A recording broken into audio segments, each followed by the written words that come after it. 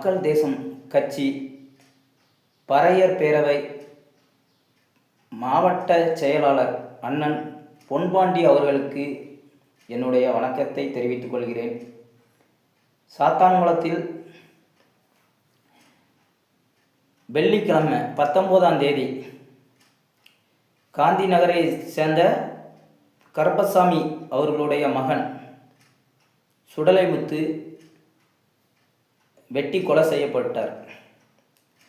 அதுக்கு காரணம் என்னன்னா, 18ஆம் தேதி சாத்தான்குளம் தச்சமல்லி தெருவில் இயங்கி வரும் சாராய கடை ஒயின் ஷாப் அங்கே தகராறுல இந்த சம்பவம் நடந்திருக்கு.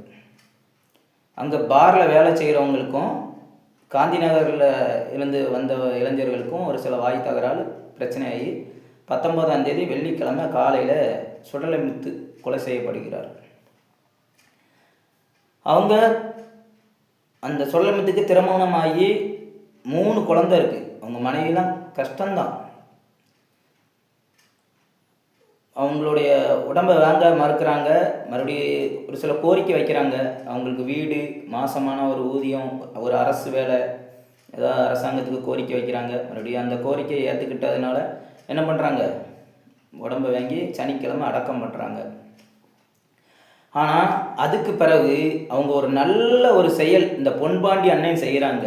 என்னென்னா, சாத்தான்குளம் தச்சமொழியில் இருக்கக்கூடிய அந்த சாராய கடை, அந்த ஒயின் ஷாப் மூடணும், நிரந்தரமாக அதை மூடணும் அப்படின்னு சொல்லி சாத்தான்குளம் வட்டாட்சியாளர்கிட்ட இந்த அண்ணன் அவங்களுடைய கட்சி பொறுப்பாளர்கள் சேர்ந்து ஒரு மனு கொண்டு கொடுக்குறாங்க.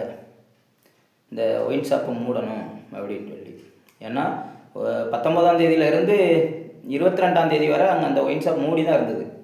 ஒரு 23ஆம் தேதியெலாம் திறந்துட்டாங்க, வியாபாரத்தை பார்க்க ஆரம்பிச்சிட்டாங்க. நிரந்தரமாக மூடணும் அப்படின்னு சொல்லி கொடுக்குறாங்க. இந்த மனுவை இந்த சாத்தான்குளம் வட்டாட்சியாளர் நமது தூத்துக்குடி மாவட்ட தலைவருக்கு அனுப்பி, இந்த சாத்தான்குளத்தில் ஒரு ஒயின் ஷாப் இல்லை, 3 ஒயின் ஷாப் இருக்குது. இந்த மக்கள் எப்படி வாழணும் நினச்சி பாருங்கள். இந்த 3 ஒயின் ஷாப்பையும் அடைக்கணும். அண்ணன் பொன்பாண்டி அவர்களுக்கு நான் நன்றியை தெரிவித்துக் கொள்கிறேன். இந்த சாத்தான்குளம் மக்கள் ஒரு நல்ல வழிக்கு வாழணும்னா அந்த 3 ஒயின் ஷாப்பை மூடுவதற்கு தமிழ் மக்கள் போராடுங்க. மது உடம்புக்கு கேடு.